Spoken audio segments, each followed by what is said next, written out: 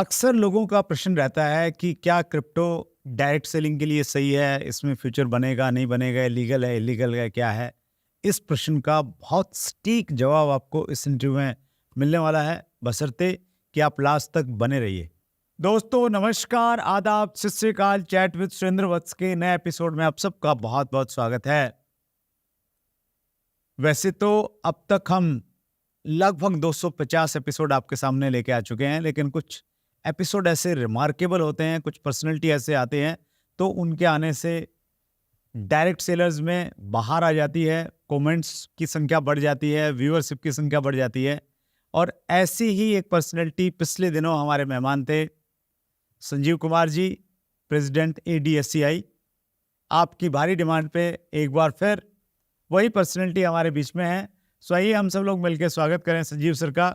बहुत बहुत स्वागत है sir chat with Surendra Vats में। Thank you once again Surendra sir. Hindustan के सबसे बड़े डायरेक्ट सेलिंग के चैट विद सुरेंद्र वत्स में आपने मुझे फिर एक बार आमंत्रित किया, आपका बहुत बहुत धन्यवाद। Thank you so much Sanjeev sir. आपकी व्यस्तताएं पता नहीं कहाँ कहाँ घूमते रहते हैं आप। कभी आपको ब्रिटेन वाले बुला लेते हैं कि आइए आपको ना वो एक आपकी कंट्रीब्यूशन के लिए आपको एक सम्मान देना है, उस सम्मान का सम्मान बढ़ जाए, तो पता नहीं कहाँ कहाँ घूमते रहते हैं सर आप। उसके बावजूद आपने समय निकाला सर, एक बार फिर बहुत बहुत धन्यवाद। Thank you sir. कुछ कॉम्प्लीमेंट्स पढ़ना चाहता हूँ जो आपके कमिंग सून के वीडियो के नीचे आए थे। ये कॉम्प्लीमेंट है PRV क्रिएशन का। जय हो संजीव सर की, नेटवर्क मार्केटिंग के बेताज बादशाह, रोगियों को अमृत, बेरोजगारों को रोजगार देने वाले इस महान भगवान स्वरूप कलयुग में साक्षात विष्णु जी के स्वरूप श्री संजीव सर को कोटि कोटि प्रणाम।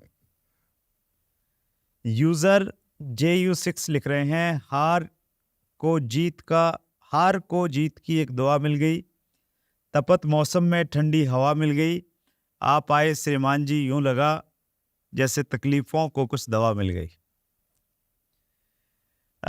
उसके बाद मैं पढ़ रहा हूँ सर विपिन कुमार का, आखिरकार आप आ ही गए महागुरुदेव, बहुत इंतजार कराए।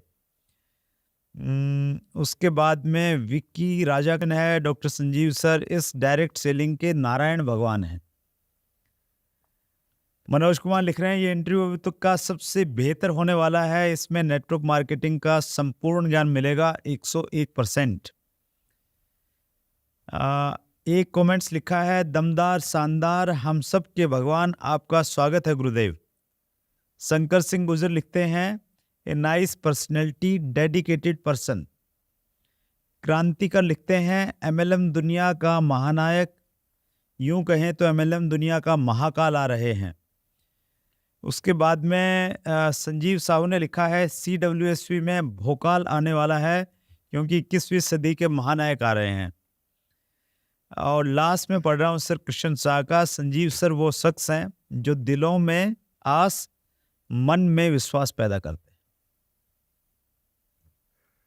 इन सभी का बहुत बहुत धन्यवाद इतने कॉम्प्लीमेंट देने के लिए एक बार फिर। Thank you so much. ये जनता का प्यार है सर, आप लोगों का आशीर्वाद है, भगवान का आशीर्वाद है।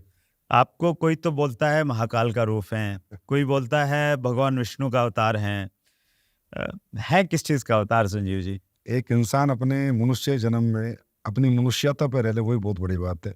एक इंसान के धर्म और फर्ज निभाले, वही बहुत बड़ी बात है। इंसान कभी भगवान नहीं हो सकता, पर हाँ अच्छे कर्म करके एक अच्छा इंसान, हर इंसान को कर्म करने चाहिए कि उसे लोग अच्छा बुरा ना कहे तो अच्छा भी ना, अच्छा ना कहे तो बुरा भी ना कहे।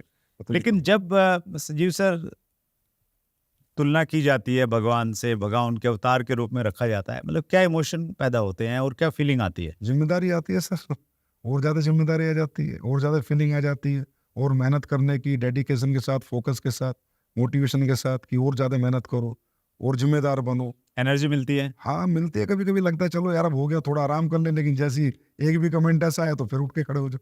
ऐसे ही एक प्रश्न से शुरुआत करता हूं सर। संदीप का प्रश्न है, संजीव सर आप अपने आप को हर समय इतना सकारात्मक व शक्तिशाली कैसे रख पाते हैं? किसी से बढ़ जाते हैं? नहीं भिड़ता नहीं हूँ मैं। नहीं भिड़ना इतना भिड़ने का मतलब ये है क्योंकि मैं बड़ी क्लोज से आपको जानता हूँ कि मतलब कोई डायरेक्ट सेलिंग इंडस्ट्री के खिलाफ बोले तो वो कितना भी बड़ा अधिकारी है, कुछ भी है, तो आपका एक अलग रूप सामने आता है। हाँ, इस इंडस्ट्री से मोहब्बत है, जो भी आज नाम सम्मान पहचान दिया है इस इंडस्ट्री ने दिया, तो इसमें तो भिड़ता तो नहीं हूँ, लेकिन हाँ अपनी बात मजबूती के साथ रख पाता हूँ कि इंडस्ट्री ये देश के समाज के लिए एक बहुत बड़ा साधन है, देश को रोजगार देने का, और समाज वो सोसाइटी में भी बच्चों को कामयाबी देने का एक बहुत बड़ा साधन है। रही बात पॉजिटिविटी की, कि मेरी पॉजिटिविटी का सर रियली एक ही राज है कि मैं आज में जीता हूँ और अभी मैं अच्छा। जीता हूँ। मैं कभी कल के बारे में नहीं सोचता, मैं आज अपना बेहतर से बेहतर देने की कोशिश करता हूँ, और रात को जितने भी मुझे घंटे नींद मिलती है आराम से सो जाता हूँ। मैं कभी टेंशन नहीं ले कल क्या होगा, क्योंकि मैंने लाइफ में इतना ही सीखा है कि इंसान जब रात को सोता है तो एक उम्मीद के साथ सोता है सुबह उठेगा, ये पॉजिटिविटी है। ना उठे तो जब इंसान सुबह उठने के लिए इतने पॉजिटिव रह सकता है तो कल परसों कभी तो कामयाबी आएगी। तो इसलिए पॉजिटिव रहना है, तो कामयाबी के कदम कभी नहीं आती, कभी आती है, कभी अप डाउन चलते हैं, लेकिन आती एक दिन जरूर है, क्योंकि हम तो अपने कर्म पे बिलीव करते हैं। क्योंकि यू कैन मतलब रिजल्ट्स आप प्रेडिक्ट नहीं कर सकते लाइफ में, तो आप तो कर्म को ही कर ही सकते हैं ना। तो जो इंसान कर्म कर सकता है और रिजल्ट उसके हाथ में नहीं है, तो फिर खुश रहना चाहिए, काम करते रहो, मस्त रहो, हंसते रहो, चेक कम बने ज्यादा बने, लोग कम साथ में है ज्यादा है, छोड़ के क्या फर्क पड़ रहा है, काम करते रहो, काम करते रहोगे, एक ना एक दिन ऊपर वाला सुनेगा। मतलब भगवान कृष्ण का भी अंश आप में है, कर्मण्येवाधिकारस्तु मा फलेषु कदाचन। कर्म करते जाओ, फल की इच्छा मत करो। और शक्तिशाली तो सर क्या है कि जिम्मेदारी इतनी है कि जब एक आपके ऊपर इतनी जिम्मेदारियां होती हैं, तो आज आप हमारे देश के माननीय प्रधानमंत्री जी को देखिए कि वो 4-4 घंटे सोते हैं। तो आप शक्तिशाली या ऊर्जावान तो अपने आप ही रहेंगे जब आप रियल जिम्मेदार बन के लोगों के लिए जिम्मेदारी लेकर निकलेंगे, तो आप में अपने आप ही एक ऊर्जा का आह्वान ऊपर वाले के माध्यम से हो जाता है। That's great. मैं व्यूअर्स को एक चीज़ कहना चाहता हूँ, अगर आपने पिछला एपिसोड संजीव सर का नहीं देखा है तो जरूर देखिए। आपको मालूम चलेगा कि फौज में काम करने वाला एक व्यक्ति कैसे डायरेक्ट सेलिंग का एक सैनिक बन गया। बहुत अच्छे से आप रिलेट कर पाएंगे और बहुत एंजॉय कर पाएंगे उस इंटरव्यू को। संजीव सर, इस इंडस्ट्री ने बहुत सारे लोगों की ज़िंदगियों को बदला है। बहुत लंबी लंबी कारें लोग खरीद रहे हैं और बहुत बड़ा मान सम्मान मिल रहा है, लेकिन आज भी लोग इसे अच्छा काम नहीं मानते, सामाजिक मान्यता नहीं है। आज भी कितना भी एक व्यक्ति पैसा कमा रहा है डायरेक्ट सेलिंग में, लेकिन एक लड़की का पिता उसको पहली चॉइस के रूप में नहीं देखता है। एज ए इंडस्ट्री लीडर क्या करना चाहिए, लोगों को क्या करना चाहिए, डायरेक्ट सेलर को क्या करना चाहिए, कंपनी के ओनर्स को क्या करना चाहिए ताकि रेपुटेशन बढ़े? देखिए सर, सबसे पहले हम इस कारण पे जाना चाहेंगे कि सोशल रिस्पेक्ट क्यों नहीं है। पैसा कमाने के बावजूद, गाड़ी लेने के बावजूद, पहचान कमाने के बावजूद, नाम कमाने के बावजूद, सम्मान कमाने के बावजूद अगर रिस्पेक्ट नहीं है तो कोई रीजन तो होगा। देखिए सर, सोसाइटी कभी गलत नहीं हो सकती। सर अगर सोसाइटी गलत होगी तो सरकार मतलब सोसाइटी सरकार बनाती है, जिसको सही समझते है उसको बना देती है, जिसको गलत समझते है उसको उतार देती है। तो अगर हम सोसाइटी के खिलाफ तो बात ही नहीं कर सकते। अगर समाज हमें नेगेटिव ले रहा है तो शायद हम लोगों ने ऐसा कुछ किया होगा, हमारी इंडस्ट्री ने या कोई इंडस्ट्री के कुछ लोगों ने ऐसा कुछ बिहेव किया होगा समाज के साथ, सोसाइटी के साथ, कि लोगों की नजरों में नेगेटिव हो गया। एक एग्जांपल से बताता हूँ, आप ने भी बहुत लंबा आपका कैरियर डायरेक्ट सेलिंग का है। यहाँ पर सबसे प्राइमरी जो फोकस होता है सर, वो होता है प्रोडक्ट। हर व्यक्ति आपका प्रोडक्ट परचेज करके डायरेक्ट सेलिंग नहीं करेगा। ये बात हर एक डायरेक्ट सेलर को, हर मैनेजमेंट को, हर एक व्यक्ति को जो डायरेक्ट सेलिंग से संबंधित है ध्यान में रखना चाहिए कि हर व्यक्ति आपके लिए डायरेक्ट सेलिंग नहीं करेगा। तो होता क्या है सर कि अगर आज एक गांव का एक लड़का जुड़ा, बच्चा जुड़ा एक आपकी कंपनी में, किसी भी कंपनी में, जी, दुनिया की किसी भी कंपनी में, तो सबसे पहले प्रमोशन कहाँ करेगा? अपने गांव में, अपने लोगों में, अपने लोगों के बीच में। राइट। अब उसने लोगों को सबको प्रोडक्ट दिया और सभी को उसने अपॉर्चुनिटी भी समझाई होगी कि आप ये प्रोडक्ट यूज करेंगे तो ये फायदे हैं, और इसको यूज कराएंगे तो अपॉर्चुनिटी के रूप में आपको ये जो इंसेंटिव है या रेमुनेशन है मिलेगा। क्या आपको लगता है सर दुनिया में हर आदमी ड्रीमर है? नहीं है ना। तो वो मान लीजिए गांव में 100 लोगों ने प्रोडक्ट खरीदा उस बच्चे के इन्फ्लुएंस में आके, लेकिन करने वाले तो 2-4 ही लोग होते हैं। ड्रीमर तो 5% ही है। अब 5% लोगों ने तो प्रोडक्ट जैसा था नहीं था कोई मतलब नहीं, हो तो लग गए अपने काम पे।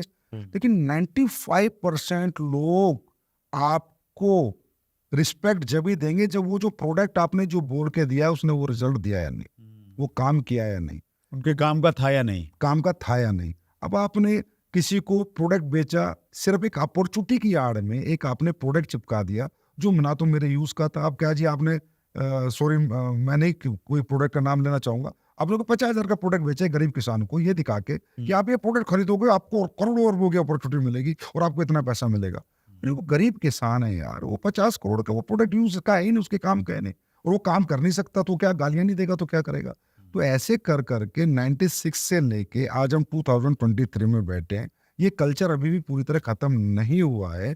आज भी लोग प्रोडक्ट की आड़ में घटिया तरीके से एक इंसेंटिव प्लान को बेचते हैं, प्रोडक्ट को एक मुखौटा बना के। तो जब वो प्रोडक्ट 100 लोगों के बीच में जाता है, 5 लोग तो अपॉर्चुनिटी में काम करते हैं, 95 लोग अगर प्रोडक्ट अच्छा नहीं है तो आपको गालियां बकते हैं, आपको सोशल डिसरिस्पेक्ट देते हैं कि यार आप लोग बेकार लोग हो, आपने हमें वो चीजें दी जो हमारे काम की नहीं थी, वो बेकार पड़ी। इस तरह क्या हुआ सर, 5% मार्केट हम 96 से पॉजिटिव कर रहे हैं और 95% मार्केट हम नेगेटिव कर रहे हैं। तो सर नेगेटिविटी तो सोशल जो समाज के अंदर हमारे लिए होगी ना।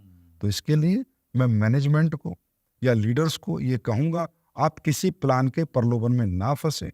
किसी भी कंपनी का हो, किसी भी कंपनी के जो अच्छे प्रोडक्ट बना रही है, जो अच्छे प्रोडक्ट के रिजल्ट है और लोगों के यूज के और काम के हैं, उन्हीं कंपनियों के साथ काम करें, चाहे वो इंडिया की हो चाहे वो बाहर की हो। और मैं ये भी जानकारी देना चाहूंगा कि हिंदुस्तान में बाहर की ऐसी ऐसी कंपनियां हैं जिनका एक साल का 60,000 करोड़ का टर्नओवर है sir, because of product results. तो प्रोडक्ट को आप प्राइमरी माने, प्लानों के चक्कर में ना फंसे, लालच में ना फंसे। अगर प्रोडक्ट में जान है तो बाहर लेके निकलें।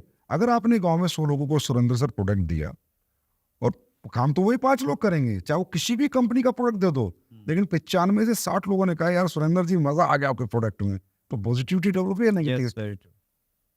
तो दिस इज द रीजन, मुझे लगता है ये सबसे बड़ा कारण रहा है। तो उसका सोल्यूशन भी आपने बताया। सोल्यूशन ये है कि जिसकी यूज का प्रोडक्ट है और उसको यूज करा के रिजल्ट भी दिखाएं कि देख भाई ये फर्क पड़ा है। अगर वो उस प्रकार का प्रोडक्ट है, स्पेशली हेल्थ से संबंधित प्रोडक्ट है, तो उससे फर्क पड़ेगा। एक तो ये पॉइंट हो गया सर। और क्या किया जा सकता है? और क्या, ट्रांसपेरेंसी होनी चाहिए। आप कभी भी किसी के साथ बात करें, आप एक डायरेक्ट सेलर हैं, आपको पता है आप रिलेशन में जा रहे हैं, रिलेशन में आप झूठ बोलेंगे तो आप बहुत ज्यादा डिसरिस्पेक्ट फेस करेंगे। आप बुआ के घर गए, चाचा के घर गए, आप क्यों झूठ बोलते हैं? आप 2 पैसे कमाने के लिए, छोटे से इंसेंटिव के लिए आप समाज में अगर झूठ बोल के लोगों को गलत तरीके से गाइड करेंगे और सिर्फ आपके साथ वो एसोसिएट हो जाए, तो झूठ बोलना आप बिल्कुल बंद करें, बिल्कुल सच बोलें। आप बल्क सेलिंग बिल्कुल बंद करें, लोगों के पैसे ना फंसवाएं। आपको कंपनी कभी बल्क सेलिंग को प्रमोट कोई कंपनी नहीं करती, इंडियन कंपनी तो बिल्कुल भी नहीं करती।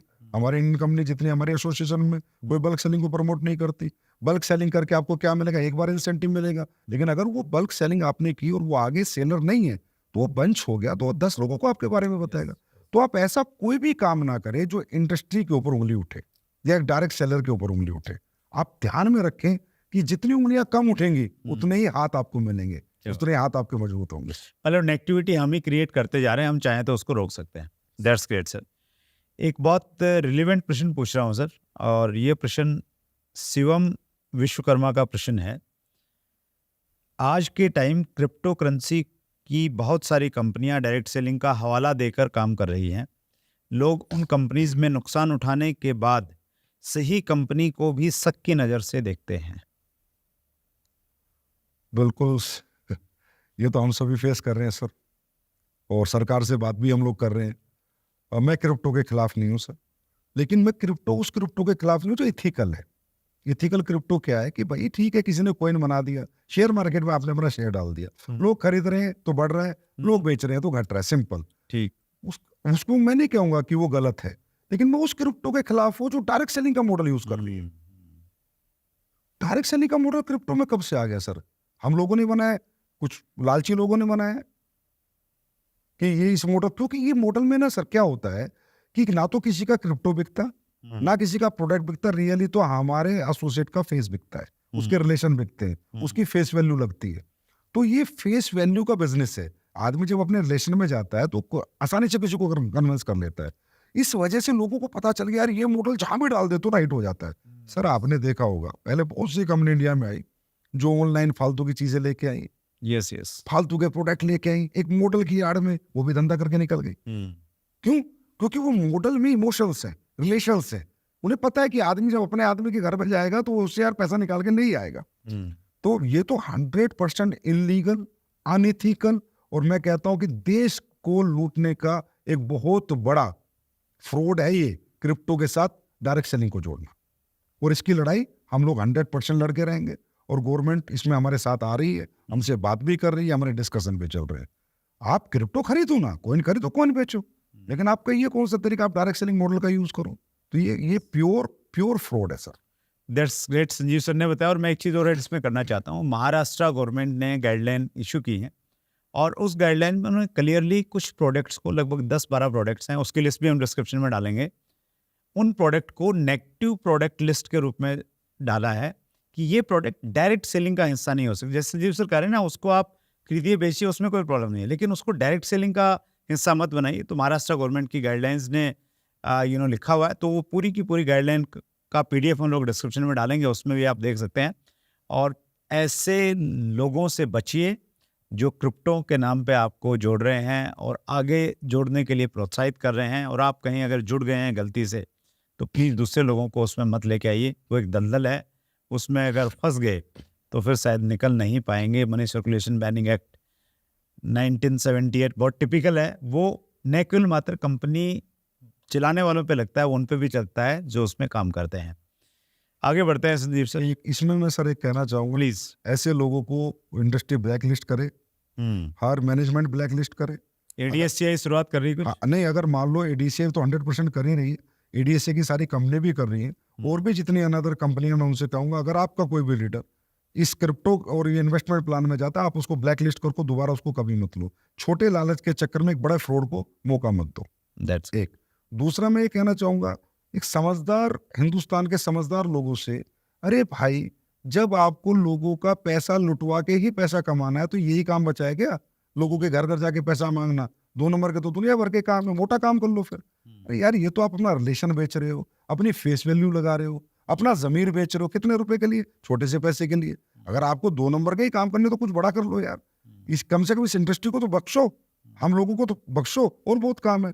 क्या हिंदुस्तान के इंसान का इतना जमीर गिर गया कि वो थोड़े से लालच के लिए अपने लोगों का पैसा डुबो के, अपने लोगों का पैसा बर्बाद करके अपना घर बनाना? मुझे नहीं लगता ऐसे हिंदुस्तान के लोग हैं सर। अगर ऐसा होता हमारे देश में, शायद एजुकेशन की कमी है, शायद नॉलेज की कमी है, अगर ऐसा हमारे देश में होता तो हर गरीब आदमी देशद्रोही होता सर। ऐसा नहीं है।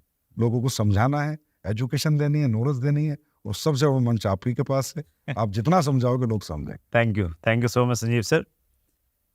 सहील सोनावले का प्रश्न है, सर मैं एक स्टूडेंट हूँ, मैंने भी डायरेक्ट सेलिंग में कदम रखा है, डायरेक्ट सेलिंग में कैरियर बना सकते हैं क्या?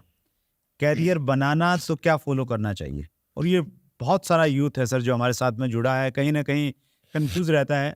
कोई गलत कंपनी की खबर सुनी, उसको लगता है कि यार शायद इंडस्ट्री खराब है, वो पीछे हट जाता है, फैमिली वाले लोग भी उसको सपोर्ट नहीं करते।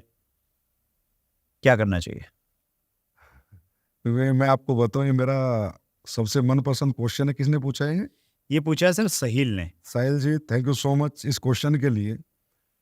सुरेंद्र सर, ये इंडस्ट्री में कैरियर बेस्ड अपॉर्चुनिटी किसी को समझाता नहीं। हकीकत में इस इंडस्ट्री में सिर्फ पैसा समझाया जाता है, अचीवमेंट समझाई जाती है। Very true. ये गाड़ी आ गई, इसने 3 साल काम किया, इसने ये गाड़ी खरीद ली, इसने 4 साल काम किया, 5 करोड़ कमा गया, 2 करोड़ कमा। तो आदमी का जो माइंड सेट है वो एक लालच की तरफ डाइवर्ट हो जाता है। अब जब उस तरफ डाइवर्ट हो जाता है और उसका अगर लालच पूरा नहीं होता है पहले मंथ में, 6 मंथ में, साल में, तो वो हरास हो जाता है। एक एग्जांपल है, आपने 2 तरह का लाइफ में ना सर सक्सेस अचीवमेंट्स होती है। एक होती है मनी माइंडेड, एक होती है कैरियर माइंडेड। एक माइंडसेट होता है कैरियर फोकस, एक माइंडसेट होता है मनी फोकस। एक एग्जांपल, आपने परचून की दुकान खोली, सीधा मनी फोकस है, उसमें कोई आपकी इंटेलिजेंस कोई टेक्निकलिटी तो लगी नहीं, कोई भी खोल सकता है। दुकान चल गई तो चलाओगे, अगर 4 महीने नहीं चली तो बंद कर दोगे। That is called money focus mindset. Career based opportunity कैसी होती है? हमारे हिंदुस्तान में डायरेक्ट सेलिंग को कैरियर आज तक माना ही नहीं गया है, क्योंकि वो उस प्रकार की एजुकेशन हमारे डायरेक्ट सेलर को दी नहीं गई है। ज्यादातर हमारे डायरेक्ट सेलिंग में लालच को बेचा जाता है, कंपनियों के प्लान को बेचा जाता है। अरे भाई यहाँ ज्यादा पैसे मिल रहे हैं, अरे भाई यहाँ इससे ज्यादा पैसे मिल रहे हैं। वो ठीक है, अपने अपने तरीके से कंपनियां दे रही हैं, सब अच्छा दे रही हैं, लेकिन आपकी इंडस्ट्री ये तो मनी बेस्ड तो है नहीं। आपकी इंडस्ट्री तो कैरियर फोकस्ड इंडस्ट्री है। कैसे? अगर आप इस दुनिया से चले जाते हैं तो भी आपके बच्चों को पैसा आता है, तो आपने कैरियर बनाया तो भी तो आ रहा है। आपके बच्चे भी आपके नेटवर्क को संभाल रहे हैं, आपने कैरियर बनाया तो कैरियर कैसे बनते हैं सर? कैरियर क्या 1 साल में बनते हैं? क्या 2 साल में बनते हैं? एक बच्चा जब डॉक्टर बनता है तो 17 साल लगता है सर एमबीबीएस करने में। फिर वो 1 लाख रुपए महीने से कैरियर शुरू करता है। 17 साल की फोकस्ड कंटिन्यू दिन रात मेहनत करके 17 साल फीस पे करके पैसा खर्च करके पढ़ाई लिखाई करके तब 1 लाख रुपए महीने से कैरियर शुरू करता है। बाद में चाहे वो 50 लाख कमाए, 2 लाख कमाए, 10 लाख कमाए। इंजीनियर बनने में 16 साल लग जाते हैं। नेटवर्कर बंदा 1 महीने में बनना चाहता है सर, 6 महीने में कैरियर बनाना चाहता है, 6 महीने में वो पैसा चाहता है जो पैसा कमाने का एक टाइम है, एक समय सीमा है। सर एक पेशेंस है, यहाँ भी एक टाइम पीरियड है। आप ऐसे कैसे रातों रात, या कोई अलादीन का चिराग थोड़ी है सर कि आप एक कंपनी ज्वाइन कर लिया रातों रात पैसे आ जाएंगे। तो लोग क्या करते हैं, अपनी पुरानी इनकम से इस इनकम को कंपेयर करते हैं। अरे मुझे 6 महीने हो गए, मैं नौकरी में तो 30,000 कमा रहा था, यहाँ तो मैं 5,000 कमा रहा हूँ। वो भाई वो नौकरी करने के लिए तूने पढ़ा कितना था, क्लास कितनी पढ़ा था, और तूने अपनी एजुकेशन पे खर्चा कितना किया था और बुक्स कितनी पढ़ी थी, तब तू 30,000 का आदमी बना था। यहाँ तो 30 लाख का 3 लाख का आदमी बनना चाहता है। तो भाई एजुकेशन यहाँ भी होगी, बुक्स यहाँ भी होंगी, ट्रेनिंग्स यहाँ भी होंगी, खर्चे यहाँ भी करने पड़ेंगे। और जैसे पढ़ते पढ़ते तूने पैसे क्यों नहीं कमा लिए भाई 12th तक, 12th करने के बाद ही क्यों कमाए? तो यहाँ भी काम पढ़ते पढ़ते तू सोच रहा है पैसा आ रहा है। मैं कहता हूँ सर हर डायरेक्ट सेलर को कि 5 साल की जो भी आप इनकम कर रहे हो वो बोनस है, बोनस। 5 साल बाद जो इनकम करोगे उसको मानना इनकम। 5 साल में आप इसके लायक मैच्योर्ड हो गए, इंटेलिजेंट हो गए, नॉलेजेबल हो गए, ट्रेनिंग लोगे, एजुकेशन लोगे, बुक्स पढ़ोगे, तब आपको इसकी नॉलेज आएगी। 5 साल में एक परफेक्शन क्रिएट होगा। तो 5 साल में अगर आप 5 रुपए भी कमाते हो तो सोचो आपने बहुत बढ़िया पैसे कमाए, क्योंकि आप पहले उसके लायक तो बनो। जब एक कैरियर के लायक बनोगे तभी तो उस कैरियर में आगे बढ़ोगे। तो वो कैरियर बेस्ड लोग नहीं है, फेलियर यहाँ सहन नहीं कर सकता। अच्छा सर, जो बच्चा एमबीबीएस बनता है पहले अटेम्प्ट में बन जाता है, 10 अटेम्प्ट भी करने पड़ते होंगे, 5 भी करने पड़ते हैं, कंपटीशन है। IAS IPS बच्चे बनते हैं पहले अटेम्प्ट में बन जाते हैं सर, 23 साल से शुरू होते हैं, 35 साल तक लगे रहते हैं। आप पहले फोकस सेट करो कि I want to be a networker, I want to be a direct seller. तो फेलियर पास आते रहेंगे। When you get the big break in your life you don't know कब एक लंबी छलांग लगेगी। 17 पिक्चर अमिताभ फ्लॉप कर देता है, जंजीर हिट कर देता है, किसको फ्लॉप याद है? जंजीर हिट याद है। इसका मतलब आपकी जिंदगी में कभी भी एक बड़ा जंप आ सकता है अगर आप कैरियर फोकस्ड हो, और कैरियर फोकस्ड होने के लिए you have to educate yourself.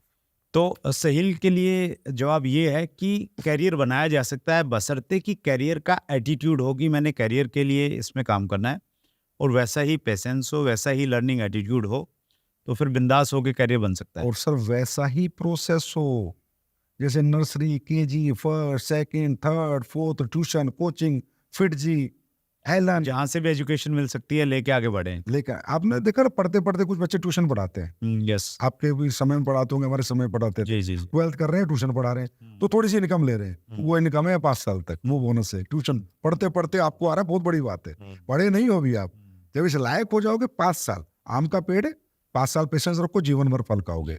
गाँव की फसल मत उगाओ, यहाँ पर पेशेंस रखो, एक दिन बहुत बड़ा कैरियर बनता है। रॉबर्ट टी कियोसाकी ने बहुत अच्छा लिखा है सर अपनी किताब बिजनेस स्कूल में कि डायरेक्ट सेलिंग बिजनेस में पहले 5 साल आप बस ये देखो कि आपने क्या सीख लिया, वही आपका आउटपुट है।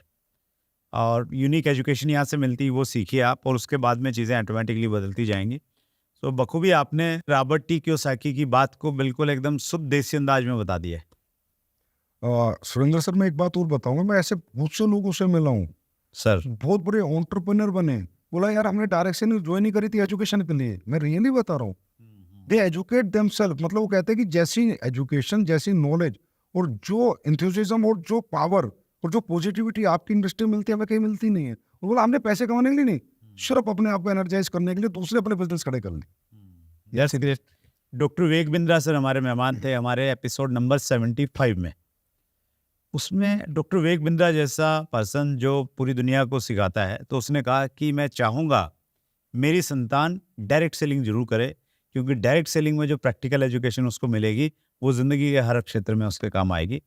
और यही खूबी है सर इस इंडस्ट्री की, और सिखाने के लिए आप जैसे प्रैक्टिकल गुरु हैं जिन्होंने इस इंडस्ट्री में बहुत बड़ा मुकाम हासिल किया है, हज़ारों लोगों की ज़िंदगी को बदला है।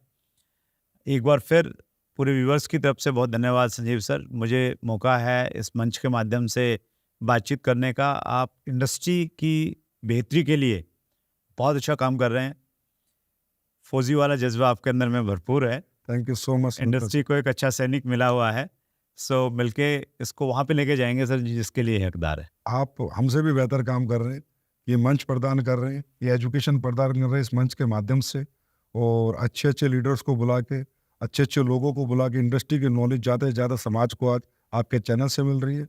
मैं तो पब्लिक से कहूँगा इस चैनल को ज़्यादा सब्सक्राइब करें, और इंडिया का नंबर 1 चैनल अगर हो तो चैट विद सुंदर बसु। अरे सर, यहीं पे कृपा अटकी हुई थी। तो जी सुनने बोल दिया था तो बाहर आ जाएगी। Thank you sir. सर एक बार फिर बहुत बहुत धन्यवाद संजीव सर, मिलते रहेंगे। Thank you sir. वैसे तो हम हर हफ्ते मिलते हैं, लेकिन इस बार बहाने से मिलते रहेंगे। Thank you sir. Thank you so thank you so much. So ये थे ADSCI के प्रेसिडेंट संजीव कुमार जी।